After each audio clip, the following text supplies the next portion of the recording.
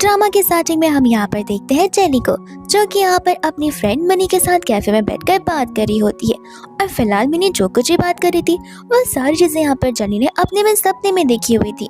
और बस इतना ही नहीं, उसने सपना ये तक देखा था कि लू और ली वो दोनों के दोनों भाई यहाँ पर उसे प्रपोज कर रहे हैं, जहाँ पर उन दोनों के दोनों भाइयों में ही आपस में झगड़ा हो जाता है। बस इतना ही नहीं, जेनी की शादी यहाँ पर किम से हो रखी है, जहाँ पर किम को ज्यादा बुली करने की वजह से किम ने जेनी को यहाँ पर घर से निकाल दिया है, क्योंकि असल में यहाँ पर किम म्यूट है, वो बोल नहीं सकता है। इतने में हम यहाँ पर प्रेजेंट में आते हैं, जहाँ पर जेनी को उसकी फ्रेंड मिनी कह रही होती कि सचमुच मुझे तुम्हारे लिए बहुत बुरा लगता है, ये सोच कर कि तुम्हारी शादी एक ऐसे पर्सन के साथ हुई है जो कि म्यूट है।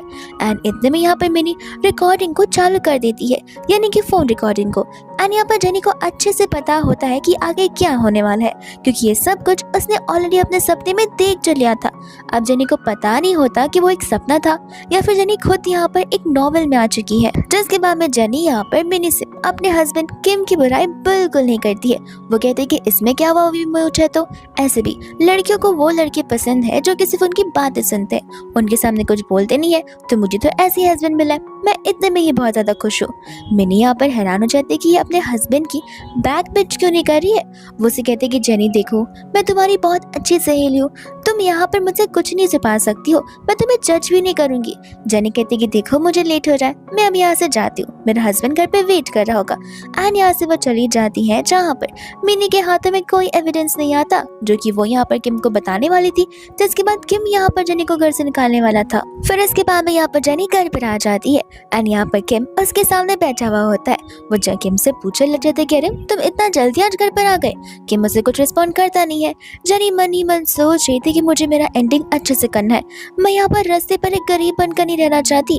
तो वो किम से पूछती कि क्या तुमने लंच किया, आई मीन क्या तुमने डिनर किया। वो यहाँ पर ना का इशारा करता है। वो कहती कोई बात नहीं, अब मैं आ गई हूँ, हम मिलकर यहाँ पर डिनर करते हैं। एंड यहाँ पर वो खाना बनाने के लिए चली जाती है। एंड यहाँ पर जैसे ही उनका डिनर खत्म हो जाता है, जेनी उसे कहते कि चलो इतने टाइम बाद हम यहाँ पर साथ में बैठे हैं तो हम थोड़ा सा यहाँ पर बातें कर लेते हैं। जिसके बाद यहाँ पर वो उसे पूछने लग जाते कि आखिर तुम्हें कौन सी बातें करने, तुम क्या चाहते हो मैं एक बुक लिख दूं। वो कहते कि नहीं तुम टेंशन मत लो, मैं यहाँ पर तुम्हें बड़े छोटे क्वेश्चंस पूछूंगी, तुम बस हाँ या ना में जवाब देना, कुछ डिफिकल्ट आंसर्स नहीं होंगे। जिसके बाद में जेनी का पहला क्वेश्चन यही होता है कि आखिर तुम्हारी हैंडराइटिंग इतनी ज्यादा अच्छी क्यों है। मैंने भी यहाँ पर स्कूल में कैलीग्राफी वाला सब्जेक्ट ज्वाइन किया था, लेकिन आज तक मैं अच्छे से लिख भी नहीं पाई, इस वजह से मुझे उस सब्जेक्ट को छोड़ना पड़ा। किम यहाँ पर मन ही मन सोच रहा होता है कि ये क्या कोई इंपॉर्टेंट डिस्कशन है जो कि अभी यहाँ पर जेनी को करना है। एंड यहाँ पर वो फर्स्ट क्वेश्चन में ही 4 क्वेश्चंस पूछ लेती है। तब यहाँ पर वो उसे लिखकर बताता है कि उसने यहाँ पर प्रोफेशनल ट्रेनिंग ली थी। जेनी बोलती इसलिए तुम सीख पाए हो, वो क्या है ना मैं स्कूल में थी तो यहाँ पर प्रोफेशनल टीचर्स तो आते ही नहीं थे और कोई मुझ पर ध्यान भी नहीं देता था। जिसके बाद में यहाँ पर उसका क्वेश्चन ये होता है कि आखिर यहाँ पर किम कितने दिन यहाँ पर घर में रुकता है और कितने दिन बिजनेस ट्रिप पर होता है। किम उससे यहाँ पर घूरने लग जाता है। जेनी बोलती कि अरे मैं तुम पर स्पाई नहीं कर रही हूँ, मैं नॉर्मली पूछ रही हूँ, क्योंकि अगर तुम घर रहोगे तो फिर मैं तुम्हारे लिए अपने हाथों से जो खाना बनाऊंगी। एंड वो सारे बेसिक क्वेश्चंस इसलिए पूछ रही होती है ताकि वो यहाँ पर किम के बारे में अच्छे से जान पाए, जो कि नॉवल का मेन लीड होता है। जेनी का थर्ड क्वेश्चन ये होता है कि मुझे एक बात बताना, क्या तुम्हें मुझसे यहाँ पर इरिटेट नहीं हो रहा मैं तुमसे बात कर रही तो, क्योंकि मुझे अभी तक याद है कि स्कूल में मैं यहाँ पर बहुत बातें किया करती थी और टीचर्स हमेशा मुझे पनिश किया करती थी। इतने में यहाँ पर वो लिखता है हाँ, लेकिन वो उस पेज को फाड़ कर उसे ना लिख देता है। जिसके बाद जेनी तो यहाँ पर बोले ही जा रही थी और यहाँ पर बात करते करते तो ऑलमोस्ट आधी रात बीत चुकी थी। फिर उसके बाद यहाँ पर सोने का टाइम आ जाता है, जहाँ पर जेनी बहुत खुश थी क्योंकि आज उसने एकदम फ्लुएंटली यहाँ पर किम के साथ में बातें की थी और वो डायरी में लिख भी देती है कि किम का दिल जीतना है। इतने में यहाँ पर किम आ जाता है और वह सोने लग जाता है। पर दूसरा जब जेनी सो रही होती है तब उसे वापस से सपना आता है कि किस तरीके से यहाँ पर किम के भाई मिलकर यहाँ पर उसे चिल्लाते, उसे थप्पड़ तक मारते, क्योंकि यहाँ पर जेनी पैसों के लिए बहुत ज्यादा ग्रीडी होती है। और यहाँ पर जेनी ने अपने ढेर सारे रिलेटिव्स को वहाँ पर जॉब दे दी थी। अब वो कौन सा रिलेटिव है वो जेनी को खुद नहीं पता था, लेकिन इस सपने को देखकर वो डर कर उठ जाती है और वो सारी चीजें यहाँ पर नोट डाउन कर लेती अपनी डायरी में और मेक श्योर करती कि मैं पैसे के लिए कभी ग्रीडी नहीं बनूंगी और किसी अपने रिलेटिव को भी जॉब सजेस्ट नहीं करूंगी। इसके बाद यहाँ पर किम अपने कैबिन में होता है जहाँ पर वो जेनी के टेक्स्ट मैसेजेस देख रहा था। जेनी उसे पूछे जा रही थी कि आज डिनर में तुम क्या करना चाहते हो, मुझे ढेर सारी जगह पता है जहाँ पर बहुत टेस्टी बारबेक्यूज मिलते हैं। इतने में यहाँ पर उसका सिस्टर आ जाता है जो कि यहाँ पर उसके लिए कुछ डॉक्यूमेंट्स लेकर आया था। दोस्तों जेनी होती है जिसने यहाँ पर उसकी पोस्ट पर किम का लाइक देखा था और उस पोस्ट पर यहाँ पर एनीमे कैरेक्टर का फोटो लगा हुआ था। जेनी बड़ी खुश हो जाती है क्योंकि उसे पता नहीं था कि किम को यहाँ पर एनीमे पसंद होगा। जिसके बाद वो उसे ढेर सारे मैसेजेस करने लग जाती है और तो यहाँ पर असिस्टेंट किम से कह रहा होता है उन मैसेजेस को चेक करने के लिए। तब यहाँ पर जैसे वो उन टेक्स्ट को देखता है उसके अंदर जेनी ने यहाँ पर एनीमे के ढेर सारे एडिट्स भेजे होते जो कि हर कोई एनीमे फैंस को पसंद आते हैं। फिर बाद में यहाँ पर वो घर जाता है जहाँ पर जेनी उसे देखकर बहुत खुश हो जाती है, कहती है कि मुझे पता नहीं था कि तुम्हें एनीमे पसंद है, अगर मुझे पता होता तो हम दोनों मिलकर एक साथ में देखते।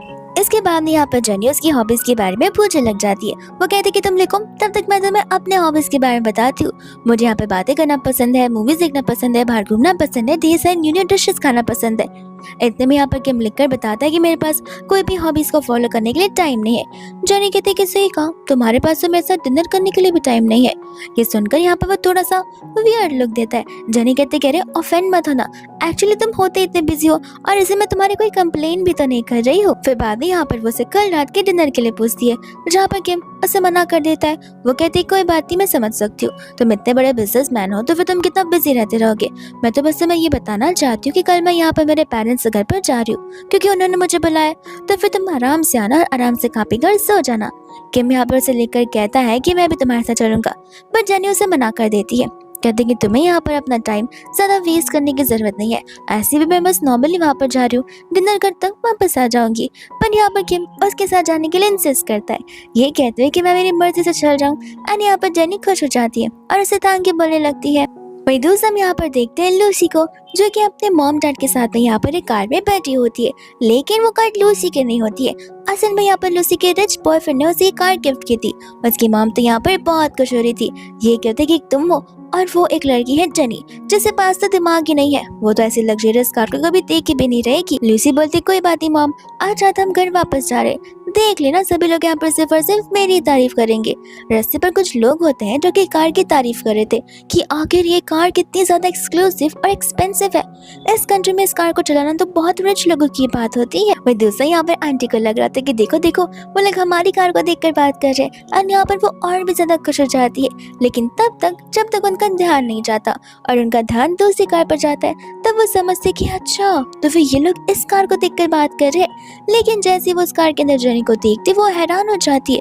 अंकल आंटी और लूसी तीनों के दोनों कंफ्यूज हो जाते कि आखिर जेनी इतनी ज्यादा एक्सपेंसिव और एक्सक्लूसिव कार में कर क्या रही है और उसके पास इतने पैसे कहाँ से आए। दूसरा यहाँ पर जेनी होती है जो कि यहाँ पर अपने घर पे पहुंच जाती है और उसके डैड यहाँ पर उसे देखकर बहुत खुश हो जाते हैं। साथ साथ उसकी मम्मा भी यहाँ पर आ जाती है। जेनी कहती है कि देखिए डैड, मैं यहाँ पर मॉम के हाथ का नहीं बल्कि आपके हाथ का स्पेशल फिश पॉम्फ्रेट खाने के लाई हूँ।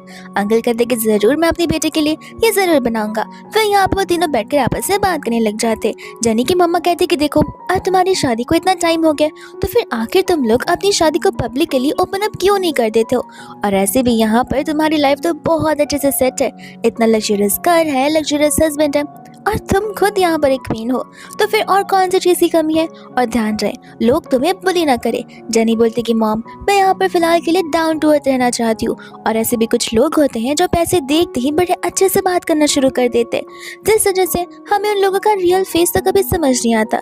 एंड इतने में यहाँ पर लूसी और उसके मॉम डैड भी आ जाते हैं, जहाँ पर अंकल जो है जॉब का बात करने लग जाते, ये कहते हुए कि जेनी मैंने सुना था कि लास्ट टाइम तुम्हारी कंपनी बैंकरप्ट होने वाली थी और उनका सेल्स बहुत डाउन हो गया था। जेनी कहती कि हुआ तो था, लेकिन जब से प्रॉफिट हुआ है तब से हमारी सैलरी डबल हो गई है अंकल, और शायद से आपकी पेंशन उसका 20% भी नहीं होगी। एंड ऐसा कहकर यहाँ पर वो उनका मुंह बंद ही कर देती है। इतने में लूसी की मम्मा होती है जो कि जेनी के लिए यहाँ पर एक मैन सजेस्ट कर रही थी ताकि यहाँ पर जेनी शादी कर ले। जेनी बोलती कि अच्छा अगर इतना ही अच्छा लड़का है तो क्यों ना आप लूसी की शादी उसके साथ करा लीजिए। लूसी की मम्मा बोलती कि अरे नहीं नहीं, लूसी का तो बॉयफ्रेंड है, उसे यहाँ पर किसी मैन की क्या ही जरूरत पड़ेगी। तो फिर जेनी बोलते है क्यों, उसका बॉयफ्रेंड का लड़की है या फिर लड़का है कि उसे मैन की जरूरत नहीं पड़ेगी। और ऐसे भी कल को क्या पता कि यहाँ पर लूसी की डिमांड की वजह से उसका बॉयफ्रेंड उसे छोड़कर चले जाए आंटी, तो फिर आपको भी बैकअप प्लान रख लेना चाहिए। जब वो छोड़ के जाएगा तो लूसी की शादी उसके साथ करा देना। ये बात सुनते ही यहाँ पर अंकल को तो मिर्ची बड़ी लगती, लेकिन वो कहते कि तुम भी ना जेनी कितना ज्यादा मजाक करती हो। इतने में यहाँ पर टीवी में के मारा होता है जहाँ पर वो टॉप सीईओ की लिस्ट में से वापस से टॉप नंबर पोजीशन पर आया है और जेनी यहाँ पर उसे देखकर बड़ी प्राउड फील कर रही थी। लूसी के मॉम डैड कहने लग जाते कि अब हमें समझ आ रहा है कि जेनी यहाँ पर शादी क्यों नहीं कर रही है, क्योंकि जेनी की नजर यहाँ पर सिर्फ अमीर लोगों में है, जहाँ पर वो चाहती ही नहीं है कि वो मिडिल क्लास लोगों के साथ शादी करे। और मेरी बेटी को देखो, उसका बॉयफ्रेंड कितना ज्यादा अर्न करता है, उसने अभी अभी यहाँ पे मेरी बेटी लूसी को लग्जरियस कार्स, मर्सिडी और तो ढेर सारी चीजें दी है मेरी लूसी को, और तो यहाँ पर वो उस कंपनी में सेल्स एग्जीक्यूटिव की पोजीशन पर है। ये बात सुनते यहाँ पर आंटी कहने लग जाती है कि सेल्स एग्जीक्यूटिव की पोजीशन, ये कौन सी पोजीशन होती है? अगर प्रेसिडेंट का बेटा होता या प्रेसिडेंट की पोजीशन पर होता तब जाकर हम मानते। आजकल सेल्स एग्जीक्यूटिव की सैलरी होती है कितनी है? ऐसे कहकर वो उनका मुंह बंद करवा देती है, जहाँ पर उन सभी लोगों को गुस्सा आता है और वो लोग बाद में यहाँ से गुस्से में जाने लग जाते हैं। लूसी अपने मॉम डैड से कहती कि जाने भी दीजिए ना, हो सकता है कि वो लोग मुझसे बहुत ज्यादा जेलस फील कर रहे हो, इसलिए ऐसी ऐसी बातें कर रहे हो। लेकिन ऐसे भी मॉम डैड, मेरी शादी तो यहाँ पर इतने अमीर खानदान में होने वाली है, फिर देखना उन्हें और ज्यादा जेलसी फील होने लगेगी। इतने में यहाँ पर उन्हें एक लड़की दिखती है जो कि जेनी की तरह दिख रही थी, बट यहाँ पर उसने हैट पहना हुआ था तो उन्हें लग रहा था कि वो जेनी होगी। बट लूसी की मम्मा कहती कि पॉसिबल ही नहीं है, जेनी इतनी लग्जरियस कार में कैसी बैठ सकती है और एक ड्राइवर उसे पिकअप करने के लाएगा, ये तो हो ही नहीं सकता है। अंकल कहते कि नहीं नहीं, वो जेनी है, मैं उसे बचपन से देखता हुआ आया हूँ, वो वैसी लग रही है। तो फिर यहाँ पर लग रहा होता कि क्या पता हम सभी को यहाँ पे जेलस फील कराने के लिए उसने कोई कार रेंट पे ले ली होगी, वरना रियलिटी में उसके पास कार तो आ ही नहीं सकती है। वही दोस्त यहाँ पर रात आ जाती है, जहाँ पर जेनी घर वापस आ जाती है और यहाँ पर उसका हस्बैंड किम एक्सरसाइज कर रहा होता है। इतने में यहाँ पर जेनी उससे बोलती कि देखो, मुझे पता है कि तुम्हारे म्यूटिज्म की ट्रीटमेंट चल रही है, जो कि यहाँ पर तुम हमेशा अकेले जाया करते हो, तो इस चीज के बारे में मुझे यहाँ पर और जानना है। स्टाफ यहाँ पर हैरान हो जाती है कि अचानक से मैडम को क्या हो गया, वो यहाँ पर सर पर इतना ज्यादा क्यों फोकस कर रही है। जेनी उससे यहाँ पर एक साथ हॉस्पिटल चलने के लिए कहती है। जब भी यहाँ पर उसका थेरेपी सेशन होगा तब एंड यहाँ पर किम उसे हाँ कह देता है। जेनी कहती है कि देखो कुछ सोचो मत, क्योंकि देखो अगर मैं तुम्हारे साथ चलूंगी तो तुम्हें मोटिवेशन मिलेगा और मेरे पास भी अलग अलग रास्ते आ जाएंगे यहाँ पर चीजों को सीखने के कि आखिर मैं तुम्हारी हेल्प कैसे कर सकती हूँ। एंड यहाँ पर वो उसकी पिंकी फिंगर लेके उसके साथ पिंकी प्रॉमिस करने लग जाती है। और जेनी के इस बिहेवियर से तो यहाँ पर किम सचमुच हैरान था कि अचानक से इसे क्या हो गया है। तो यहाँ पर जेनी अपने ऑफिस में जाती है, जहाँ पर सभी लोग उसे देख रहे होते हैं, बट यहाँ पर जेनी उन्हें इग्नोर कर अपने कैबिन में चली जाती है और वो लोग यहाँ पर जेनी के बारे में बात करने लग जाते हैं। लूसी की वजह से ये बात यहाँ पर फैल चुकी थी कि जेनी यहाँ पर किसी ओल्ड मैन के साथ है, जो कि यहाँ पर उसे सारी की सारी चीजें प्रोवाइड करता है, यानी कि वो ओल्ड मैन यहाँ पर जेनी का एक शुगर डैडी बन चुका है। सभी लोग कह रहे होते हैं लेकिन जेनी की तो ऑलरेडी शादी हो गई है ना। उसमें से एक कलीग कहता है कि अरे क्या पता यहाँ पर उसका हस्बैंड लूजर हो, जो कि अपनी वुमन को भी नहीं संभाल सकता है, तो फिर ऑफ कोर्स सी बात है कि उसकी वुमन किसी और के पास तो जरूर जाएगी। और हमें तो पता नहीं था कि इतनी चीप इंसान हमारे इस कंपनी में काम करती हैं। वही दूसरे यहाँ पर किम को देखते जो कि अपने कैबिन में बैठा हुआ था एंड यहाँ पर वो जेनी के इंटरनेट पोज को देख रहा था, जो कि जेनी ने यहाँ पर पोज की होती है and one of the anime के हैंडसम हीरो को लेकर भी उसने पोज किया था और कहा था कि यही मेरा हस्बैंड है। ये सब कुछ देखकर यहाँ पर किम तो हैरान था कि अचानक से जेनी इतना ज्यादा फ्रीडमफुल कैसे हो गई है। इतने में यहाँ पर उसका असिस्टेंट आ जाता है, जो आकर यहाँ पर कह रहा होता है कि आपकी वाइफ के अगेंस्ट यहाँ पर कोई तो बात फैल रही है एंड यहाँ पर वो उसे बताता है कि आपकी वाइफ किसी और की कार के अंदर बैठी हुई देखी गई थी। सभी लोग इस बारे में बात कर रहे हैं कि उनका कोई ना कोई शुगर डैडी जरूर होगा। इतने में यहाँ पर किम को आ जाता है टेक्स्ट ग्रैंडपा का। ग्रैंडपा कह रहे होते कि तुम मेरी ग्रैंड डॉटर को लेकर कर पा रहे हो घर पे, मुझे यहाँ पर उसे ढेर सारी बातें करनी है। किम यहाँ पर उनसे कह देता है कि मैं बहुत जल्द आऊंगा। वही दोस्त यहाँ पर किम जो है जेनी को टेक्स्ट कर देता है।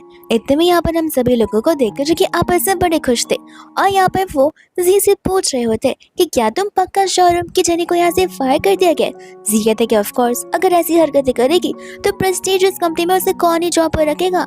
एंड सभी लोग यहाँ पर जेनी को लेकर क्रिटिसाइज करना शुरू कर देते कि अच्छा हुआ जेनी चली गई और जी अब से यहाँ पर जेनी की पोजीशन तुम्हारी हो जाएगी और फिर देखना तुम यहाँ पर क्या कुछ नहीं कर पाओगे और तुम्हारे प्रमोशन तो होते ही रहेंगे। जी को तो यहाँ पर इस बात की बहुत ज्यादा ही खुशी थी। इतने में हम यहाँ पर यूरी को देखते जो कि वहाँ से गुजर रही थी और उनकी बातों को सुनकर वो हैरान हो जाती है। सभी लोग कहते कि देखो कौन आ गई, जेनी की सबसे बड़ी बेस्ट फ्रेंड जो कि उसकी चमची है। यहाँ पर यूरी उसे कहने लग जाते कि देखो बकवास बातें करना बंद करो और इस तरीके के रूमर्स फैलाना तो बिल्कुल ही मत किया करो। इतने में वो लोग कहने लग जाते हैं कि कोई रूमर्स नहीं है, यहाँ पर प्रेसिडेंट ने खुद जेनी को यहाँ पर अपने कैबिन में बुलाया था और तुम ही जानकर देख लो कि तुम्हारी बेस्ट फ्रेंड की हरकतें कैसी है तो फिर तो उसे यहाँ पर कंपनी से फायर ही कर दिया जाएगा ना। इतने में यहाँ पर जेनी बाहर अपने बॉक्स और अपने सारे सामान के साथ आ जाती है जहाँ पर यूरी उसे ऐसी हालत में देखकर बहुत ज्यादा गुस्से में आ जाती है। वो कहती है कि सचमुच आज तो लिमिट्स क्रॉस ही हो गई है, कौन से बेसिस पे आकर वो लोग तुम्हें यहाँ से निकाल रहे।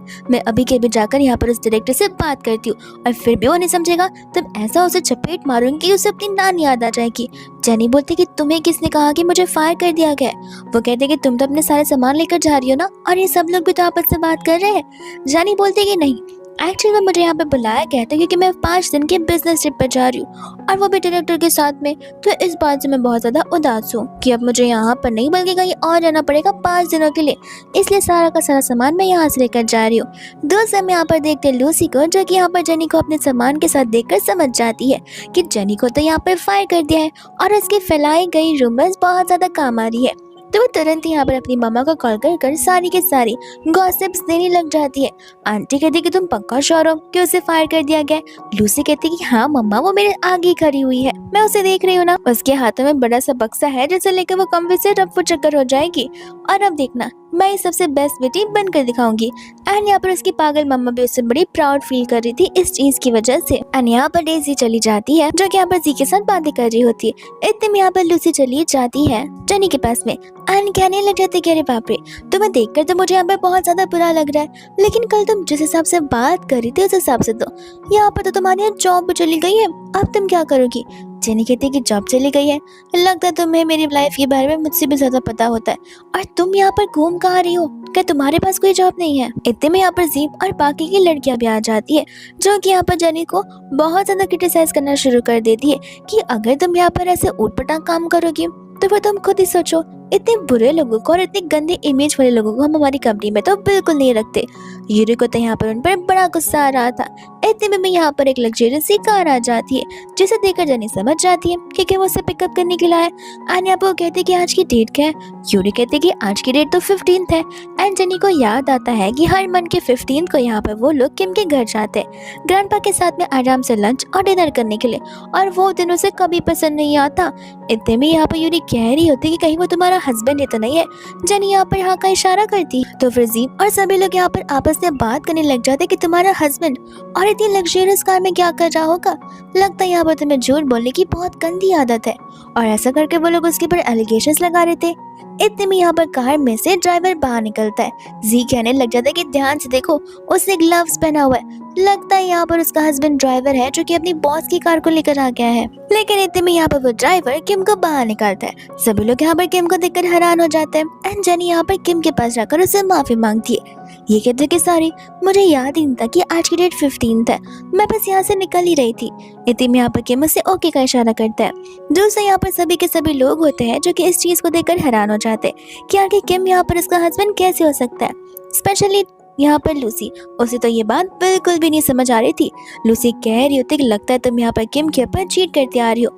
एंड यहाँ पर वो स्टाफ्स एक एक करके यहाँ पर जेनी की बुराइयां करना शुरू कर जाते।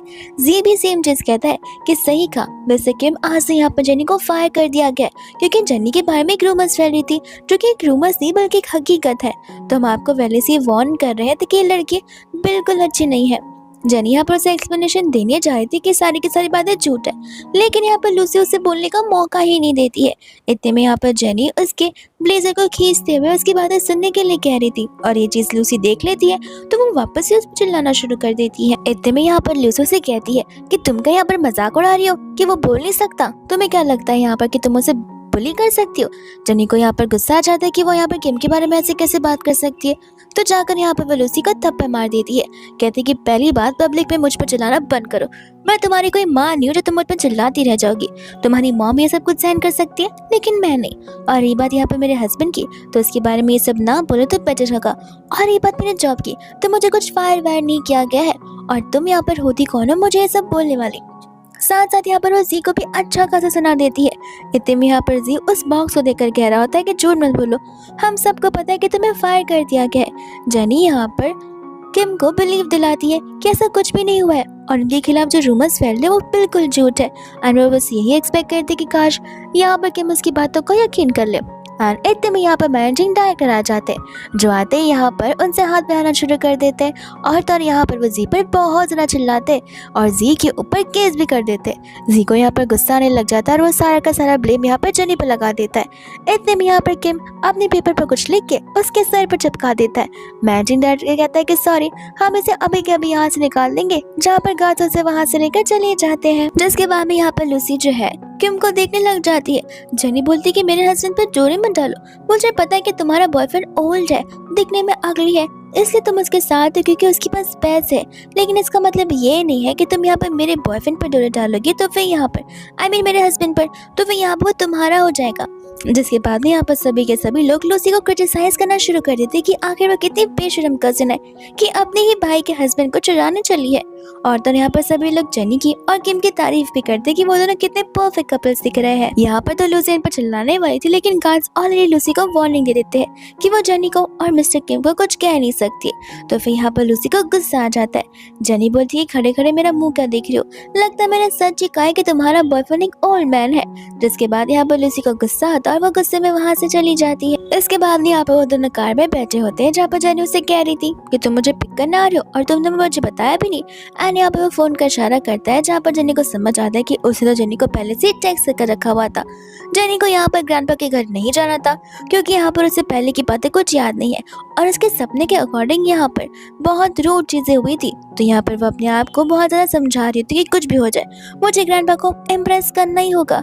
वही दोस्तों यहाँ पर किम मन में सोच रहा था कि जेनी यहाँ पर इतना ज्यादा क्यों रेडी हो रही है सिर्फ ग्रैंडपा से मिलने के लिए, वो भी मेंटली प्रिपेयर हो रही है। फिर इसके बाद यहाँ पर वो घर पर आ जाती है और घर पर आते आते भी यही सोच रही होती कि वो ग्रैंडपा से हैंडशेक करेगी, उनसे गले मिलेगी, उनकी तारीफ करेगी और वो उनके बारे में सिर्फ और सिर्फ बोलती जाएगी। किम यहाँ पर उसकी हरकतों को देखकर हंसने लग जाता है। इतने में यहाँ पर ग्रैंडपा आ जाते हैं, जहाँ पर वो ग्रैंडपा को बड़े अच्छे से ग्रीट करती है। ग्रैंडपा कहते हैं कि तुम तो यहाँ पर बड़े टाइम से आ गई हो। एंड इतने में यहाँ पर उसका छोटा भाई फैंग भी आ जाता है, जहाँ पर फैंग आते ही ग्रैंडपा को ओल्ड मैन कह रहा होता है। जिन्हें तो यहाँ पर उसके सर पर मारती है, कहते हैं कि कभी अपने बड़ों से ऐसे बात नहीं की जाती है। एंड इतने में यहाँ पर ली भी आ जाता है, जो कि सबसे छोटा बेटा होता है। एंड यहाँ पर ली एंटरटेनमेंट इंडस्ट्री का तो किंग ही था। फिर बाद में यहाँ पर ग्रैंडपा सभी लोगों को एक साथ डाइनिंग टेबल पर बैठने के लिए कहते हैं ताकि वो लोग एक साथ में यहाँ पर लंच कर पाए। एंड जब यहाँ पर वो लोग लंच करना शुरू करते हैं, टेबल पर यहाँ पर झगड़ा होना शुरू हो जाता है, जहाँ पर ली और फैंग एक दूसरे की टांग खिंचाई कर रहे होते हैं। ली यहाँ पर कहते कि देखो भाई, एटलीस्ट मेरे यहाँ पास कोई तो काम तो है, मैं कुछ तो काम कर रहा हूँ, वरना तुम तो यहाँ पर बस फैमिली के पैसे को उड़ाना जानते हो। फैंग कहते कि मैं तुम्हारा बड़ा भाई हूँ, ऐसे भी तुम मुझसे छोटे हो, तुम कौन सा पैसे नहीं उड़ाते हो। और रही बात तुम्हारे स्टूडियो की, तुम्हारे स्टूडियो में जितने भी लाखों के सामान है वो सारे सामान हमारे फैमिली के पैसे से तो आए हैं। और जरा मुझे बताना कि कौन से तुम्हारे ड्रामा या कौन से तुम्हारा सॉन्ग यहाँ पर हिट जा चुका है, जहाँ पर तो बेचारा कुछ बोल ही नहीं पाता है। इतने में यहाँ पर किम उन्हें इशारे करता है कि यहाँ पर टेबल पर बैठकर झगड़ा मत करो, जहाँ पर दूसरा ग्रैंडपा ली से कह रहे होते हैं कि अब तुम्हारा फ्यूचर का क्या प्लान है। ली कहता है कि फिलहाल मैंने यहाँ पर एक सॉन्ग लिखा है जो कि मेरी लाइफ को डेडिकेट करता है। इतने में यहाँ पर फैंग हंसने लग जाता है, कहते हैं कि एक्टिंग तो हो नहीं पा रही है और अब तुम यहाँ पर सिंगिंग करना चाहते हो, ऐसे स्ट्रीम्स बदलते रहोगे तो स्ट्रीम्स एक दिन तुम्हें ही बदल देगी। जिसके बाद में यहाँ पर वो अपने गाने को सुनाकर बताता है, जिसके लिरिक्स सुनते ही सभी के सभी लोग हंसने लग जाते हैं और जेनी भी बहुत हंस रही थी। जहाँ पर जेनी को देखकर किम को बहुत अच्छा लग रहा था और फर्स्ट टाइम यहाँ पर किम अच्छे से स्माइल कर रहा था। फिर बाद में यहाँ पर वो लोग घर पर होते हैं, जहाँ पर जेनी उसे आराम से शावर लेकर सोने के लिए कह देती है और वहाँ से तुरंत शर्माते हुए भाग जाती जाती है एंड किम भी यहाँ पर स्माइल करने लग जाता है। इतने में यहाँ पर जेनी की ट्रिप शुरू होने वाली थी, जहाँ पर शैन उसे लेने के लिए आ जाता है। वो कहते हैं कि माफ करना, जो स्टाफ था उससे एंड मौके पे यहाँ पर प्लान कैंसिल कर दिया, तो फिर कंपनी ने मुझे यहाँ पर भेजा आपको डिक्टेट करने के लिए। एंड यहाँ पर वो जेनी से अपने आप को फॉर्मली इंट्रोड्यूस करवाता है। वो जेनी का बैग लेने वाला था बट जेनी उसे मना कर देती है, कहती कि मैं खुद यहाँ पर उसे डिक्की में रख दूंगी। जिसके बाद जब वो लोग जा रहे होते तब यहाँ पर किम उन्हें ऊपर से नोटिस कर रहा था। इतने में जब वो लोग जा रहे होते हैं तब यहाँ पर ढेर सारे फैंस और रिपोर्टर्स आ जाते हैं, जो कि यहाँ पर स्पेशली शैन की फोटो खींचने के लिए आए थे। असल में यहाँ पर शैन बहुत ही बड़ा रिपोर्टर होता है, जहाँ पर ढेर सारे लोग उसके फैन होते हैं, क्योंकि वो अक्सर यहाँ पर एक्ट्रेस, एक्ट्रेसेस और आइडल्स का हमेशा इंटरव्यू लिया करता है और यहाँ पर वो उसके फेस कार्ड के लिए भी जाना चाहता है, यानी कि उसके हैंडसमनेस के लिए। फिर उसके बाद ही हमें यहाँ पर देखते हैं किम को, जो कि बहुत ज्यादा टेंशन में बैठा हुआ होता है, क्योंकि यहाँ पर जेनी ने उसे रिस्पॉन्ड किया ही नहीं था। वो बार बार अपने फोन के नोटिफिकेशन को और अपने टेक्स्ट को चेक किया जा रहा था। इतने में यहाँ पर वो जेनी की ऑनलाइन पोस्ट को देखते हैं, जहाँ पर जेनी ने पोस्ट किया होता है कि सलामी मेरी सबसे फेवरेट डिश है, और यहाँ पर उसमें से एक फोटो होता है जिसके अंदर यहाँ पर वो शैन को देखकर पहचान जाते हैं कि तो यही इंसान है जो कि यहाँ पर जेनी को पिकअप करने के लिए आया हुआ था। इतने में असिस्टेंट आकर उसे पूछता है कि आखिर आप आज क्या खाना चाहेंगे, तो फिर यहाँ पर वो उसे सलामी लिख लेता है। असिस्टेंट भी हैरान हो जाता है, क्योंकि यहाँ पर उसे पता था कि उसके बॉस को यहाँ पर कोल्ड फूड्स जैसे कि सुशी ये सारी चीजें नहीं पसंद है, लेकिन फिर भी यहाँ पर वो ट्राई करना चाहता था क्योंकि वो जेनी का जो फेवरेट है। वही दूसरा यहाँ पर वो जैसे ही फर्स्ट बाइट लेता है उसे वो बिल्कुल पसंद नहीं आता। असिस्टेंट भी सोच रहा था कि लगता है आज से मेरी पक्का मौत है। इतने में यहाँ पर वो वापस से उसके ऑनलाइन पोस्ट को देखता है, जहाँ पर जेनी ने ढेर सारी चीजें खाई होती है एंड साथ साथ वहाँ पर अल्कोहल भी रखी हुई थी, और इस चीज को देखकर हमारा किम जेलस फील करने लग जाता है। दूसरों यहाँ पर जेनी ने उसे ढेर सारी फोटोज भेजी थी कुछ खानों की, ताकि यहाँ पर वह एज स्नैक उन्हें लेकर आ जाए, पर उसे रिस्पॉन्ड नहीं आया था। तो वो सोचे पड़ जाती है कि आखिर किम को इतना टाइम क्यों लग रहा है। फिर उसे याद आता है कि उसने किम को इतने टाइम से रिस्पॉन्ड किया ही नहीं है, एंड यहाँ पर किम का वट एवर रिप्लाई आता है, तो वो समझ जाती है कि जरूर यहाँ पर किम मुझसे नाराज हो गया होगा। अब तक तो सब कुछ ठीक था, लेकिन अब सब कुछ यहाँ पर बेकार हो जाएगा। और दूसरे यहाँ पर किम होता है, जो कि यहाँ पर शन के बारे में उसे पूछ रहा था, और इसे यहाँ पर बता रहा होता है कि शन यहाँ पर टीवी क्वेश्चन ग्रुप का बहुत ही बड़ा रिपोर्टर है, जो कि अक्सर फेमस लोगों का इंटरव्यू लेता है। दूसरा यहाँ पर किम घर आ जाता है, जहाँ पर स्टाफ आपस में बात कर रही होती है किम के बिहेवियर को लेके। जब तक किम की वाइफ यहाँ पर थी तब तक किम कितना ज्यादा एक्साइटेड, हैप्पी और हैपनिंग लग रहा था, लेकिन अब लगता है यहाँ पर उसका एक्ट ऑफ फेम ज्यादा ही नॉर्मल हो चुका है। दूसरा किम भी सोच रहा था कि सब कुछ नॉर्मल चल रहा है, तो फिर मैं इतना वियर्डली क्यों एक्ट कर रहा हूँ। वही दूसरा यहाँ पर जेनी बहुत जल्दी आ जाती है। असल में यहाँ पर वो शाम को आने वाली थी, लेकिन वो मॉर्निंग में आ जाती है। स्टाफ उसे देखकर खुश हो जाती है। जेनी कहती है कि हाँ वो क्या है ना, आज आपके बॉस का ट्रीटमेंट है, तो फिर मुझे भी उनके साथ रहना है, इसलिए मैं जल्दी से आ गई। लेकिन यहाँ पर किम उसे नजर नहीं आता, तो उसे लग रहा था कि किम शायद से पहले चला गया होगा। स्टाफ उसे बताते कि नहीं, वो तो अभी तक सो रहे हैं। तो वो जाकर यहाँ पर उसके पास उसके आईलैशेस, उसके आईब्रो, नोज, चीक सब कुछ नोटिस करने लग जाती है। इतने में यहाँ पर किम उसका हाथ जैसे यहाँ पर किम मुड़ता है, वो यहाँ पर जेनी को अपने बड़े पास कर लेता है। जेनी कहते कि अरे ऐसा लग रहा है कि जैसे तुमने कोई नाइट पर देखा हो। इतने में यहाँ पर उसकी ट्रीटमेंट शुरू हो जाती है, जहाँ पर हियरिंग साउंड की वजह से यहाँ पर किम को कुछ ज्यादा ही पेन फील हो रहा था, वो भी एंटायर बॉडी में। और इस चीज को देखकर यहाँ पर जेनी को किम के लिए बहुत ज्यादा बुरा लगने लग जाता है, क्योंकि अभी तो यहाँ पर उसकी ट्रीटमेंट की बस शुरुआत ही हुई है। और यहाँ पर उसे और भी बुरा लग रहा था, क्योंकि इसकी ये ट्रीटमेंट बड़े पहले से चलते आ रही थी, जहाँ पर हर बार किम अकेले ही होता था और कभी भी कोई इसका साथ नहीं था। इतने में यहाँ पर वो डॉक्टर, जो कि यहाँ पर किम का फ्रेंड होता है, वो इस चीज को देखकर बहुत ज्यादा इम्प्रेस हो जाता है, क्योंकि यहाँ पर उसने पहली बार जेनी यानी कि किम की वाइफ को उसके साथ देखा है। एंड इस चीज की वजह से यहाँ पर किम का प्रोग्रेस भी बड़े अच्छे से हो जाता है। फिर इसके बाद में यहाँ पर रात हो जाती है, जहाँ पर जेनी सोच रही होती है कि आखिर वो यहाँ पर किम के साथ नेक्स्ट स्टेप क्या करे, मूवी देखने जाए या फिर किसी एस्केप रूम में जाए गेम्स खेलने के लिए, क्योंकि यहाँ पर उसे उसके माइंड को थोड़ा काम डाउन जो करवाना होगा। एंड इतने में यहाँ पर किम उससे अपने आप में ही बात करते हुए देखकर हंसने लग जाता है, और मन ही मन सोच रहा होता है कि जब से बदली है तब से एकदम बच्चों जैसे बिहेव कर रही है। इतने में यहाँ पर वो सोने के लिए आ रहा था, जहाँ पर जेनी उसे सूप देने लग जाती है, जो कि मेडिसिनल सूप होता है। ट्रीटमेंट के बाद यहाँ पर अक्सर नींद ढंग से नहीं आती, तो सूप के पीने की वजह से नींद अच्छे से आ जाएगी। किम को यहाँ पर यह सूप नहीं पीना होता। जेनी कहती कि मुझे पता है तुम ना बोलोगे, लेकिन फिक्र मत करो, मैंने यहाँ पर आंटी से कहकर इस सूप को थोड़ा कम कड़वा बना है, ताकि तुम इसे इजीली पी सको। फिर बाद में यहाँ पर वो दोनों एक ही रूम में सो जाते हैं, जिसके बाद यहाँ पर मॉर्निंग में उठती है तब किम तो यहाँ पर उसे गर्ल कर कर सो रहा था और वो अपने बॉडी को तो मूव भी नहीं कर पा रही थी। और जैसे कि उठ कर जाता है उसकी पूरी की पूरी बॉडी ही अकड़ जाती है। दोस्तों यहाँ पर जेनी चली जाती है मिनी के साथ में एक मिनी लंच डिनर के लिए और तब यहाँ पर वो लोग आपस से बात कर रहे होते। मिनी कहती कि मुझे तो कभी पता ही नहीं था कि तुम्हारा हस्बैंड यहाँ पर वैगमा ग्रुप का प्रेसिडेंट होगा। जेनी कहते कि हाँ वो तो मुझे भी नहीं पता था। मिनी कहते कि क्या उसने तुमसे बात छुपाई? वो कहते कि नहीं नहीं वो तो बस मैं ऐसे ही कह रही थी। और मनी मन कह रही होती कि उसे आधे से ज्यादा चीजें तो पता ही नहीं है कि आखिर नॉवल में हो क्या रहा है और पास में हुआ क्या था। वह दूसरा यहाँ पर किम को देखते जो कि अपने कैबिन में था। असिस्टेंट यहाँ पर कुछ डॉक्यूमेंट्स को साइन करवा रहा था और किम यहाँ पर बार बार ब्लश किए जा रहा। असिस्टेंट सोच रहा होता कि आज पहली बार मैं सर को इतने अच्छे मूड में देख रहा हूँ। वही दूसरा गेम यहाँ पर रात के मोमेंट को याद कर ब्लश कर रहा था कि किस तरीके से यहाँ पर जेनी उसके पास आकर सोई हुई थी। दूसरा में यहाँ पर सेम रेस्टोरेंट में देखते हैं माँ बेटी को, यानी कि लूसी को और उसकी मम्मा को, जहाँ पर वो दोनों के दोनों को तो बहुत ज्यादा जलन फील हो रही थी, वो भी जेनी से, कि आखिर जेनी अपनी लाइफ में इतना ज्यादा कैसे अपग्रेड कर सकती है और कैसे इतना सब कुछ अचीव कर सकती है। लूसी अपनी मम्मा से कहती है कि आप फिक्र मत कीजिए, मैं भी आपकी बेटी हूँ, मुझे पता है कि आखिर यहाँ पर जेनी को कैसे नीचा दिखाना है और कैसे मैं उसे इतना नीचे गिरा दूंगी कि वो खुद यहाँ पर ऊपर नहीं उठ पाएगी। वही दूसरा यहाँ पर जेनी अपने खाने के बारे में पोस्ट कर रही थी कि उसे यहाँ पर फ्रेंच खाना था, लेकिन यहाँ पर वो रेस्टोरेंट में इतनी गर्दी थी कि वो नहीं खा पाई थी और वो रेस्टोरेंट भी हमेशा क्लोज हो जाता है, वो भी इतनी सारी भीड़ की वजह से। तब यहाँ पर किम गैस करता है कि शायद से यहाँ पर जेनी को फ्रेंच खाना बहुत ज्यादा पसंद होगा। इतने में यहाँ पर ऐसे से बता रहा होता है कि मिस्टर वैंग यहाँ पर आपके साथ मीटिंग करना चाहते हैं, जो कि एक फ्रेंच रेस्टोरेंट में है, तो आप चाहो तो मैं यहाँ पर उन्हें ना भी कह सकता हूँ। बट यहाँ पर किम ना बिल्कुल नहीं कहता है। वहाँ पर वो जाने के रेडी हो जाता है, वो भी यहाँ पर जेनी के साथ में, और यहाँ पर वो जेनी को टेक्स्ट भी कर देता है ताकि यहाँ पर जेनी अच्छे से रेडी होकर आ जाए। भरोसा यहाँ पर वो आ जाती है बड़े अच्छे से रेडी होकर, जहाँ पर किम की नजर तो जेनी से बिल्कुल नहीं हट रही थी। और तो यहाँ पर वो लोग कार में बैठ जाते कि इतने में यहाँ पर जेनी को कंपनी से कॉल आता है कि इमरजेंसी एक काम आ गया है।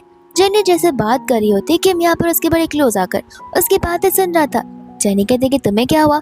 किम यहाँ पर उससे क्लोज आ जाता है, जहाँ पर जेनी को बहुत सारे होप्स आ जाते हैं कि अब यहाँ पर उनके बीच में किस होगा, लेकिन वो तो बस यहाँ पर जेनी की सीट पर लगा रहा था। एंड जेनी को फिर बाद में यहाँ पर बहुत एम्बैरेसिंग फील होने लग जाता है, पर उसे अच्छा लग रहा था क्योंकि आज यहाँ पर किम बहुत ज्यादा अच्छे मूड में नजर आ रहा था और बहुत चार्मिंग सा भी लग रहा था। इसके बाद हम यहाँ पर उस इवेंट को देखते हैं जहाँ पर हम मिया को देखते हैं। सभी लोग यहाँ पर मिया की तारीफ कर रहे होते क्योंकि इस इवेंट में यहाँ पर मिया ने मिस्टर किम को बुलाया हुआ है, जो कि इजीली किसी इवेंट में नहीं जाते। बट उन्होंने मिया के इवेंट में आने के लिए कितना जल्दी रेडी हो गए। बट कुछ लोग ये भी कहते वो इसलिए क्योंकि वो यहाँ पर अपनी वाइफ के साथ आने वाले। मिया कहते कि वाइफ तो बस एक टैग है, तुम्हें पता नहीं कि वो गांव की लड़की है जिसने जानबूझकर उनके साथ नाइट स्पेंड की है, इस वजह से यहाँ पर उन दोनों की शादी हुई है, वरना उनके बीच हस्बैंड एंड वाइफ का रिलेशन तक नहीं है। इस बात को सुनकर यहाँ पर सभी लोग हैरान हो जाते। वही दूसरे यहाँ पर जेनी और किम की एंट्री हो जाती है, जहाँ पर सभी के सभी लोग सिर्फ उन्हें देख रहे थे। मिया का फ्रेंड कहते कि तुम यही गाँव वाली लड़की के बारे में बात कर रही थी जो कि कितनी ज्यादा प्रिटी लग रही है। दूसरे यहाँ पर जेनी किम से कह रही होती है कि क्या मेरे कपड़े में कहीं होल है या फिर कोई दाग लगे या फिर मेरा मेकअप वापस से खराब हो गया, अगर कुछ है तो मुझे बताओ, लोग मुझे ऐसे देख रहे कि जैसे मैं कुछ पहन कर ही नहीं आया हूँ। किम यहाँ पर उसे कॉन्फिडेंस देता है कि ऐसा कुछ भी नहीं है, तुम्हें जो एंजॉय करना है तुम कर सकते हो। फिर दूसरा यहाँ पर मिया होती है जो कि चिढ़ के वहाँ से चली जाती है। दूसरा यहाँ पर जेनी होती है जो कि आराम से अपनी पार्टी को एंजॉय कर रही थी। वहीं पर हम मिया और मिनी को देखते जो कि आपस में यहाँ पर जेनी और किम के बारे में बात कर रहे होते। किम को भले यहाँ पर वो लोग कितना भी प्रेज क्यों ना करे, फिर भी यहाँ पर वो लोग किम को एक म्यूट और डम पर्सन बुला रहे थे। जेनी यहाँ पर उनकी बातों को सुनकर बहुत ज्यादा गुस्से में आ रही होती कि आखिर वो लोग उस इंसान के बारे में इतनी बुराई कैसे कर सकते जो कि यहाँ पर उनकी कंपनी में इतना इन्वेस्ट कर रहा है और इतना स्पॉन्सर कर रहा है, जिस चीज की वजह से उनकी कंपनी चल रही है और उनके घर भी चल रहे हैं। अगर किम चाहे तो अपनी स्पॉन्सरशिप हटा सकता है, जिस वजह से ये लोग हमेशा के लिए बैंकरप्ट हो जाएंगे और इन्हें फिर स्ट्रीट पर आकर भीख मांगनी पड़ जाएगी। तो फिर यहाँ पर वो वहाँ से गुजरती है और उन्हें यहाँ पर अच्छे से वार्निंग देती है। मिनी ऐसा नाटक करती है कि जैसे वो बहुत बोली है और उनका ये सारी बातें करने का कोई मतलब नहीं था। जेनी बोलती कि तुम तो रह नहीं दो, तुम तो एक ऐसी फ्रेंड हो जो कि सांप जैसी है, और यहाँ पर वो उसे अच्छा खासा सुना देती है। मिया कहते कह रहे तुम बातें तो ऐसी कर रही हो कि जैसे तुम दूध की धुली हुई हो, बोलो मत कि यहाँ पर मेरी फैमिली के पास पावर है, हमारे में से कोई भी यहाँ पर तुमसे बिल्कुल भी नहीं डरता है। इतने में यहाँ पर किम आकर जेनी को बुलाने लग जाता है। ये चीज देखकर सभी लोग हैरान हो जाते हैं और सभी को ऐसा यकीन होने लग जाता है कि मिस्टर किम म्यूट नहीं है, वो असल में बोल सकते हैं। एंड जेनी तो यहाँ पर बहुत गुस्सा जाती है। जहाँ पर वो किम के पास चली जाती है। यहाँ पर किम को बहुत अप्रिशिएट करती है, उसकी बहुत तारीफ करती है। साथ ही साथ यहाँ पर मिया आकर किम के साथ हैंडशेक करना चाहती थी, जहाँ पर वो अपने आप को इंट्रोड्यूस करती है। बट किम का ध्यान तो यहाँ पर सिर्फ और सिर्फ जेनी में था। वो लोग यहाँ से जाने भी लग जाते, लेकिन यहाँ पर मिया उन्हें वापस से रोकती है। जेनी यहाँ पर क्लियरली मिया को अच्छा खासा सुना देती है। मिया कहते कि तुम कौन होती हो यहाँ पर मिस्टर किम के बदले बोलने वाली। जेनी बोलती कि तुम कौन होती हो, तुम क्या यहाँ पर उसकी मॉम हो? मैं उसकी वाइफ हूँ। भले वो बिजनेस डिसीजंस क्यों ना हो या फिर घर के कोई छोटे बड़े डिसीजंस क्यों ना हो, यहाँ पर हर चीज में मेरा हुक्म चलता है। और अगर तुम यहाँ पर मेरे पति के बारे में इतनी गॉसिप करोगी, इतनी बुराई करोगी, फिर उसके सामने ऐसा एक्ट करोगी जैसे वो कि महान देवता है, तो भूल जाओ कि मैं तुम जैसे लोगों को परमिशन दूंगी मेरे हस्बैंड के साथ कॉन्टैक्ट करने की। एंड ऐसे सुनाकर वो वहाँ से चली जाती है, जहाँ पर मिया को बहुत गुस्सा आ रहा था। मिनी कहते हैं कोई बात नहीं मिया, हम यहाँ पर अच्छे से उसे देख लेंगे। लगता है यहाँ पर जेनी को बहुत घमंड है किम की वाइफ होने का। तो इसके बाद में यहाँ पर गुस्से में आकर तो मिया आई मिनी को तब पर मार दी थी, कहते कि तुम अपना मुंह बंद ही रखो, मैं क्या तुम्हें यहाँ पर इतनी बेवकूफ लगती हूँ। दोस्तों यहाँ पर मिनी विक्टिम कार्ड प्ले करना शुरू कर देती है, जहाँ पर जेनी उसके पास जाकर कहते कि देख क्या रही हो, तुम्हें क्या लगता है कि तुम इतना भोली से बनने लग जाओगे तो सभी लोग तुम पे बिलीव करने लग जाएंगे। नाटक बंद करो और यहाँ से अभी के अभी चली जाओ, वरना बड़ी बुरी हालत हो जाएगी तुम्हारी। एंड जैसे यहाँ पर जेनी दूर हटती है, यहाँ पर वो कहने लग जाती कि पता है मुझे जेनी तो मुझसे कितना ज़्यादा जेलस फील करती हो, क्योंकि मैं यहाँ पर मिस्टर किम के साथ काम जो क्या करती हूँ, लेकिन सचमुच हमारे बीच में ऐसा कुछ भी नहीं है। जेनी बोलती कि तुम्हारे पास क्या भूतों को देखने की क्षमता है? मैं तो तुमसे कुछ कहा भी नहीं, तुम मुझे क्यों ये सब कुछ बोल रही हो? और ऐसे भी ये जॉब तो मैंने तुम्हें दिलवाई थी, लेकिन अच्छा हुआ कि समय रहते मैंने जॉब तुमसे छीन ली, वरना न जाने तुम यहाँ पर किसी भी लोगों का घर अच्छे से उजाड़ सकती हो। वो तो मेरा हस्बैंड मुझसे इतना लॉयल है, वरना तुम जैसी लड़कियां तो कहीं पर भी काम करना डिजर्व बिल्कुल नहीं करती है। लेकिन फिर भी यहाँ पर मिनी की एक्टिंग शुरू हुई थी। जेनी बोलते कि बंद करो, सभी लोग यहाँ पर तुम्हारी बातें सुनने नहीं आए हैं।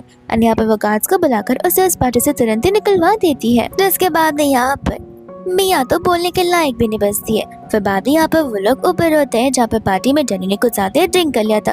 वो बार बार यहाँ पर किम से सिर्फ एक ही बात कही जाती है कि प्लीज प्लीज तुम यहाँ पर मेरा नाम बोलो। एंड किम यहाँ पर उसकी बहुत क्लोज आ जाता है, पर फिर भी वो उसे अपना नाम ही कहने के लिए कहती है। इसके बाद में वो लोग घर चले जाते हैं, जहाँ पर किम जेनी का बड़े अच्छे से ध्यान रखता है और उसे बेड तक लेकर जाता है, पर जेनी उसे छोड़ती नहीं है। वो यहाँ पर उसकी तारीफ ही करने लग जाती है, वो भी बिना अपने सेंसेस में, जहाँ पर किम को वो बड़ी क्यूट सी बेबी लग रही होती है। इतने में उनकी क्लोजनेस बहुत बढ़ जाती है, इतना कि वो लोग ऑलमोस्ट किस करने वाले थे, लेकिन जेनी तब तक सो जाती है। फिर इसके बाद में यहाँ पर नेक्स्ट हो जाता है, जहाँ पर जेनी उठती है, लेकिन यहाँ पर उसे सचमुच याद नहीं आता कि उन्होंने किस किया भी था या फिर नहीं किया था, या फिर ये सब कुछ बस उसके सपने का एक हिस्सा था। एंड बाद में यहाँ पर रेडी होकर नीचे जाती है, जहाँ पर ग्रैंडपा उनसे मिलने के लिए आए थे। ग्रैंडपा कहते कि मैंने कल पार्टी की बातें सुनी और किम ने यहाँ पर बातें की। जेनी कहती कि हाँ, यहाँ पर किम ने ऑलमोस्ट वर्ड्स बोलना सीख लिए है।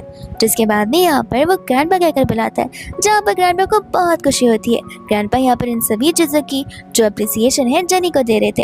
एंड यहाँ पर वो फैंग से प्रॉपर्टीज के पेपर्स मांगते, जो कि हॉट स्प्रिंग होटल के होते हैं, और वो हॉट स्प्रिंग होटल यहाँ पर वो जेनी के नाम पर कर देते हैं, वो भी इतनी ज़्यादा खुशी में। इतने में फैंग और ली यहाँ पर ग्रैंडपा से पूछते कि अब हमें क्या मिलेगा, हमारा भैया बोलने लग गया है। ग्रैंडपा कहते कि क्यों, तुमने उसे बोलना सिखाया जो मैं तुम्हें यहाँ पर ये सब कुछ दूँ। फैंगली कहते कि अरे लेकिन हम भी तो आपके ग्रैंडसन हैं, हम भी तो यहाँ पर कुछ डिजर्व करते हैं। एंड ग्रैंडपा कहते कि सही कहा, तुम तो यहाँ पर डिजर्व बहुत करते हो, और पिल्लो उठाकर उन्हें मारकर वहाँ से भगा ही देते हैं। ये कहते हैं कि तुम सिर्फ और सिर्फ मेरी मार डिजर्व करते हो। फिर इसके बाद हम यहाँ पर देखते हैं जेनी को, जो कि यहाँ पर सभी लोगों का इंतजार कर रही थी, और इतने में यहाँ पर लूसी, उसके मॉम डैड और उसके रिश्तेदार वहाँ पर आ जाते, जो आते यहाँ पर जेनी को क्रिटिसाइज करना शुरू कर देते। जेनी वहाँ से जाने लग जाते तो वो लोग यहाँ पर उसका हाथ पकड़कर उसे रोकने लग जाते। जेनी उन्हें वार्निंग भी देती कि उन्हें यहाँ पर इस फैमिली के कोई भी डिनर में, लंच में या कोई भी प्लान में इंक्लूड नहीं होना है। तो अंकल उसे कहते कि सचमुच तुम कितनी ज्यादा रूड और बदतमीज हो गई हो, क्या अपनों से बड़ों से ऐसी बात किया जाता है?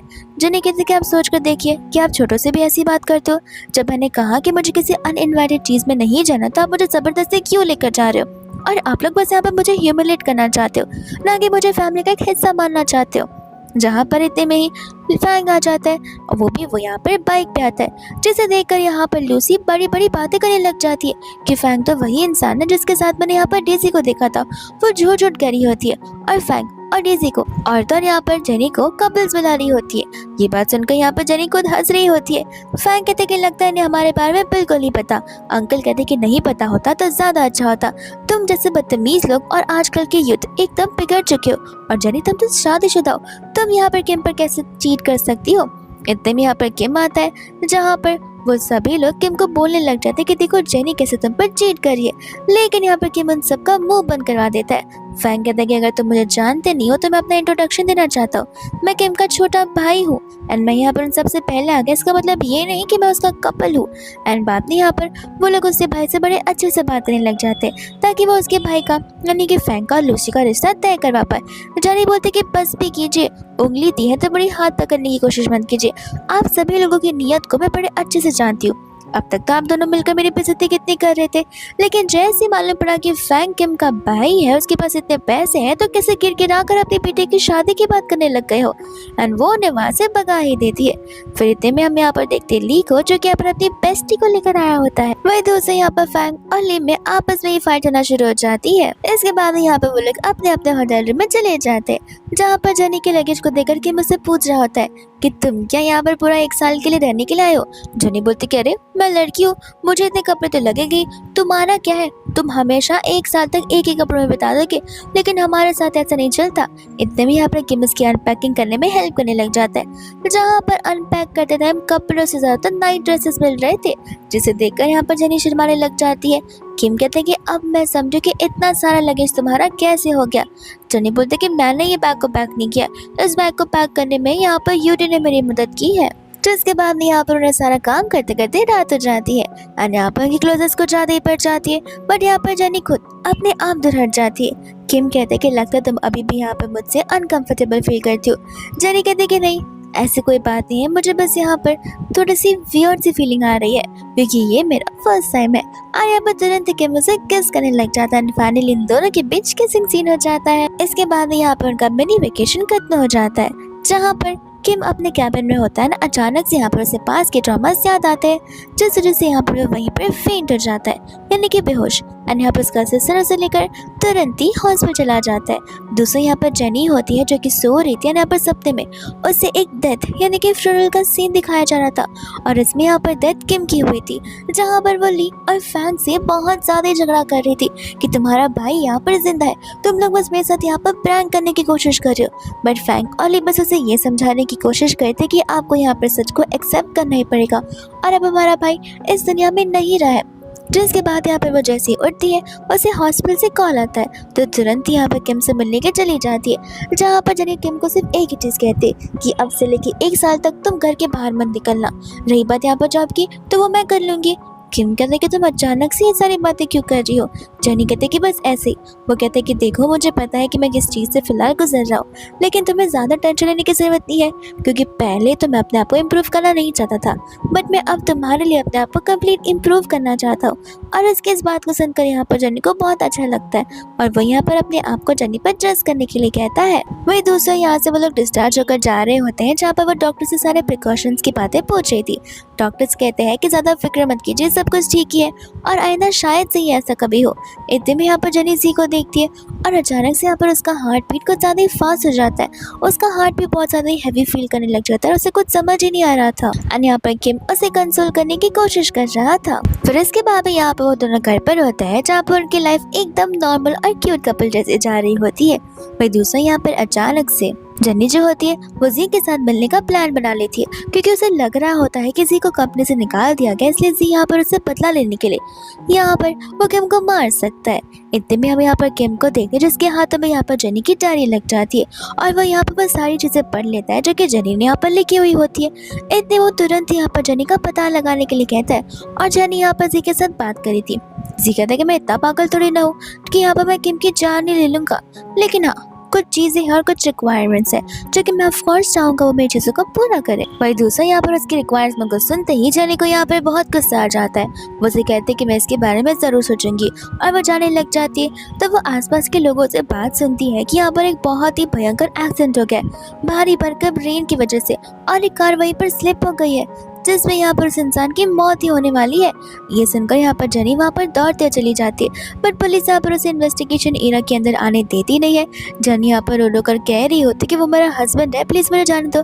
लेकिन इतने में यहाँ पर पीछे से किम आकर उसे बुलाता है, जहाँ पर जैसी जनी उसे देखती है वो रो रो कर उसे हक करने लग जाती है। एंड तब यहाँ पर किम को जनी की डायरी की याद आती है। तब वो यहाँ पर जनी से कहता है कि देखो, हो सकता है कि तुम्हारे सपने सिर्फ एक सपने हो, लेकिन यहाँ पर मैं हमेशा तुम्हारे साथ रहूंगा, मैं तुम्हें छोड़कर कहीं नहीं जाने वाला हूँ। एंड जेनी यहाँ पर उसे वापस से पिंक की प्रॉमिस करती है। एंड यहाँ पर वो दोनों घर पर एक साथ होते हैं, जहाँ पर दूसरा में यहाँ पर देखते हैं जी को, जिसने यहाँ पर किम के इंसानों ने बड़ा पीटा हुआ था। इतना ही नहीं, यहाँ पर से उसे मिया ने बचाया था, लेकिन मिया ने भी यहाँ पर उसके हाथ पैर बांध कर उसे चेयर पर रख दिया था। ये कहते कि मेरा एक काम है, अगर पूरा कर सकते तो ठीक है, जिंदा रह पाओगे, और अगर नहीं तो माफ करना, क्योंकि मैं ऐसे अनवांटेड लोगों को जिंदगी में रखना नहीं पसंद करती हूँ। जिसके बाद में यहाँ पर नेक्स्ट डे वो लोग एक साथ मिलते हैं। एंड यहाँ पर वो लोग डिस्कवर करते हैं कि यहाँ पर उस जी को उस कंपनी से निकालने के बाद किसी भी कंपनी ने एक्वायर नहीं किया। इतने में यहाँ पर जेनी को कि उसके सपने के बारे में पूछने लग जाता है। जेनी उन्हें बताती है कि अगर मैं कुछ कहूँगी तो तुम्हें बेवकूफ़ी लगेगी, लेकिन ये सारी की सारी चीज़ें सच है। एंड यहाँ पर वो उसे सब कुछ बताती है कि यहाँ पर उसे अपने सपने पर गौर करके देखने के लिए कहता है कि आखिर उसने जी के साथ साथ और किसे देखा था। एंड यहाँ पर जेनी को मिया की शक्ल याद आ जाती है, तो वो उसे मिया के बारे में बताने लग जाती है। वही दूसरे यहाँ पर वो लोग सारे के सारे प्रिपरेशंस कर लेते हैं। जेनी के पास एक नेकलेस होता है जिसके अंदर कैमरा हिडन होता है, एंड इन प्रूफ की वजह से वो लोग सारे एविडेंसेस यहाँ पर पुलिस को दे सकते हैं, ताकि यहाँ पर कोई भी इंसिडेंट होने से पहले वो दोनों के दोनों गिरफ्तार हो जाए। जेनी यहाँ पर वो नेकलेस पहनकर जी से मिलने चली जाती है, उसकी डिमांड पूरी करने, जहाँ पर वो उसे 10 मिल का कार्ड देती है। एंड यहाँ पर वो कार्ड देने से पहले उसे मिया की सारी बातों को बताने के लिए कहती है। कार्ड मिलने के बाद यहाँ पर वो उसे कह देता है कि देखो, ये एक बढ़िया है जिसके अंदर ड्रग्स मिले हुए हैं। वो चाहती है कि मैं तुम्हारी ड्रिंक में ड्रग्स मिला दूं और तुम्हें किडनैप कर लूं, लेकिन मैंने इस कॉफी के अंदर सिर्फ और सिर्फ शुगर पाउडर मिलाया हुआ है। और तो यहाँ पर मिया क्या करने वाली मुझे पता नहीं, लेकिन वो कुछ बड़ा प्लान कर रही है, वो भी किम के लिए। जिसके बाद यहाँ पर जेनी उसे कह रही होती कि आखिर ये सब कुछ क्यों हो रहा है। इतने में यहाँ पर किम का नेटवर्क अचानक से खराब हो रहा था, जहाँ पर उन्हें चीजें ढंग से नहीं दिखाई दे पाई थी और नहीं सुनाई दे पा रही थी। जी यहाँ पर समझा रहे थे कि देखो, मैं झूठ नहीं बोल रहा, मैं सच कह रहा हूँ, मुझे यहाँ पर इन पैसों से भी ज्यादा अपनी जिंदगी की फिक्र है। मिया ने मेरी माँ की हालत खराब कर दी है। जेनी कहते कि ठीक है, मैं तुम पर ट्रस्ट कर इस कॉफी को पी रही हूँ, लेकिन ध्यान रहे कि यहाँ पर सब कुछ वैसे ही हो जैसे मैं चाहती हूँ। यहाँ पर वो कॉफी पीने के बाद बेहोशी का नाटक करने लगती है। जी उसे कहते हैं कि नाटक अच्छे से करो, क्योंकि मुझे लगता है कि मिया के लोग हैं अभी भी यहाँ पर, जो कि भेस बदल कर आए हैं। अगर उन्होंने हमें पकड़ लिया तो फिर तुम्हारे साथ साथ मैं भी मारा जाऊंगा। एंड जेनी यहाँ पर बेहोश होने का नाटक करने लग जाती है। इतने में यहाँ पर किम को टेक्स्ट आता है कि अगर जेनी की जान बचाना चाहते हो तो इस लोकेशन पर आ जाओ, और किम यहाँ पर तुरंत ही निकल पड़ता है जेनी को बचाने के लिए। इसके बाद में यहाँ से उनकी वैन निकल जाती है, जहाँ पर सामने से किम की वैन आ जाती है, जिसमें से सभी लोग आ जाते हैं। एंड वो लोग उस वैन में बैठ जाते हैं। जी कहता है कि तुम करना क्या चाहती हो। जेनी बोलते कि देखो, अब पता तो लगाना पड़ेगा कि मिया प्लान क्या कर रही है, इसलिए ये सभी मिया के लोग नहीं बल्कि मेरे लोग हैं, जो कि मेरे साथ चलेंगे मेरी सेफ्टी के लिए, और फिक्र मत करो, मैं तुम्हें जिंदा छोड़ दूंगी। जिसके बाद में यहाँ पे उसे किडनैपिंग वाले एरिया में ले जाया जाता है। मिया यहाँ पर तो जी की बहुत तारीफ करती है, ये कहते हैं कि सचमुच तुमने मेरा बड़ा अच्छा काम किया। जी की तो यहाँ पर इतनी ज्यादा डर लग रही होती है कि यहाँ पर वो कुछ बोल ही नहीं पा रहा था, क्योंकि अगर वो पकड़ा गया तो ये दोनों के दोनों काम चले गए। इतने में यहाँ पर जेनी उससे पूछ रही थी कि आखिर तुम्हें ऐसा क्या चाहिए जो कि तुम मेरे साथ इस तरीके का बदला ले रही हो। तब यहाँ पे मैं उससे कह रही होती है कि उस दिन उस पार्टी वाली बेइज्जती को भूल गए, जिसके बाद से मेरे डैड ने मुझे यहाँ पर मुझे घर से निकाल दिया और उस कंपनी का हायर भी नहीं बना रहे। तो फिर तुम सोचो मैं उन लोगों को कैसे छोड़ सकती हूँ जिनकी वजह से ये सब कुछ हो रहा है। एंड देन इसके बाद में यहाँ पर उसके स्पेशल पर्सन को बुलाती है, यानी कि किम को। जेनी यहाँ पर किम को देखकर हैरान हो जाती है कि ये यहाँ पर क्या कर रहा है, सब कुछ मेरे प्लान के अकॉर्डिंग जा रहा था। एंड यहाँ पर बाद में मिया उन दोनों को बंदी बनाकर रख देती है, जहाँ पर किम कह रहा था कि आखिर तुम मुझसे चाहती क्या हो। मिया कहते कि सिंपल सी बात है, मैं तुम दोनों की जान को चाहती हूँ, जिसके बाद मेरी लाइफ और भी ज्यादा आसान बन जाएगी। किम कहते कि हमें मारने के बाद तुम सिर्फ और सिर्फ जेल जा सकती हो और कुछ भी नहीं। वो कहती कि नहीं, जेल तो मैं नहीं जाऊंगी, मेरे डैड मुझे जरूर बचा लेंगे, भले ही उन्होंने मुझे घर से क्यों ना निकाल दिया हो, लेकिन तुम दोनों को मारने के बाद एक कंपटीशन खत्म हो जाएगा, फिर हमारी फैमिली टॉप 1 पर होगी, भले ही वो मैं कोई भी मोड ऑफ ट्रांसपोर्टेशन से क्यों ना कर। और यहाँ पर वो उन्हें चाकू से मारने जा रही थी कि इतने में यहाँ पर जी उन्हें रोक देता है, क्योंकि उसे बहुत डर लग रहा था। वो यहाँ पर मिया से कहती कि क्यों ना तुम एक बार और सोच कर देखो, क्या पता इससे और अच्छा आइडिया हमारे पास आ जाए और अच्छे सोल्यूशन हम ढूंढ पाएंगे। थोड़ा सा अपने दिमाग को समय देते। जेनी यहाँ पर किम से कह रही होती तुम कुछ करो मत, मैं यहाँ पर एविडेंसेस को इकट्ठा कर लो, फिर हम यहाँ पर कुछ एक्शंस लेंगे। इसके बाद में यहाँ पर सारे के सारे एविडेंसेस ऑलमोस्ट इकट्ठा हो गए थे, जहाँ पर जेनी अपने गार्ड्स को इशारे करती है। एंड इतने में गार्ड्स यहाँ पर मियाँ को ही पकड़ लेते। मियाँ कहते कि पागल हो गए हो क्या, मैंने तुम्हें पैसे दिए मेरे लिए काम करने के लिए, ना कि मुझे पकड़ने के लिए, जाकर इन दोनों को पकड़ो। बट यहाँ पर गार्ड्स उनकी बातों को नहीं सुनी था और अब जाकर मियाँ को समझ आता है उनके यूनिफॉर्म से कि ये तो उसकी गार्ड्स है ही नहीं। एंड तब वो समझ जाते कि सब कुछ यहाँ पर इन दोनों की प्लानिंग होगी। इतने में यहाँ पर जानी जाकर उसे थप्पड़ मार देती है, कहते कि मुझे पता नहीं था कि तुम ये सब करोगी। एंड मिया यहाँ पर जी पर चिल्ला रही होती है। जी कहते कि देखो मैं ग्रजेस होल्ड करता हूँ, लेकिन मैं इतना भी साइकोपैथ या पागल नहीं हूँ जो कि अपने बदले को लेने के लिए किसी इंसान की जान ले लूँ। जिसके बाद में यहाँ पर वो जेनी को बहुत चिल्ला रही होती है, पर जेनी यहाँ पर मिया से कहती कि अब क्या फायदा, जो करना है कर लो, क्योंकि तुम तो सिर्फ जेल जाने वाली हो। फिर फटाक से यहाँ पर असिस्टेंट और थर्ड फैंग भी वहाँ पर आ जाते, जहाँ पर फैंग आते ही सबसे पहले एक जोर का थप्पड़ मिया को मार देते कि तुम्हारी हिम्मत कैसे है मेरे भाई को इस तरीके की टॉर्चर करने की। जिसके बाद में यहाँ पर वो सारे के सारे एविडेंसेस निकाल कर यहाँ पर असिस्टेंट को दे देती है और यहाँ पर उसे पुलिस के हवाले कर दिया जाता है। दूसरा यहाँ पर होता है किम और जेनी, जो कि यहाँ पर जी को थैंक यू बोल रहे थे। साथ साथ वो लोग जी को ये भी समझा रहे होते कि देखो तुम एक अच्छे पर्सन हो, अगर बुरे पर्सन होते तो आज यहाँ पर तुमने उस दिन कॉफ़ी में ड्रग्स ऑलरेडी मिला दिया होता, लेकिन तुमने उसमें शुगर पाउडर मिलाना सोचा। तो ये चीज़ दिखाती है कि तुम थोड़े से नादान ज़रूर हो, लेकिन बहुत अच्छे पर्सन बन सकते हो। एंड अब जाकर जी की आंखें भी खुल जाती कि वो एक बड़ा ही अच्छा इंसान है एंड फ्यूचर में वो और भी अच्छा कर सकता है। दूसरे यहाँ पर किम को हॉस्पिटल ले जाया जाता है, जहाँ पर जेनी उसे उस बुक के बारे में बता रही होती है, उसे अपने सपने के बारे में बता रही होती है।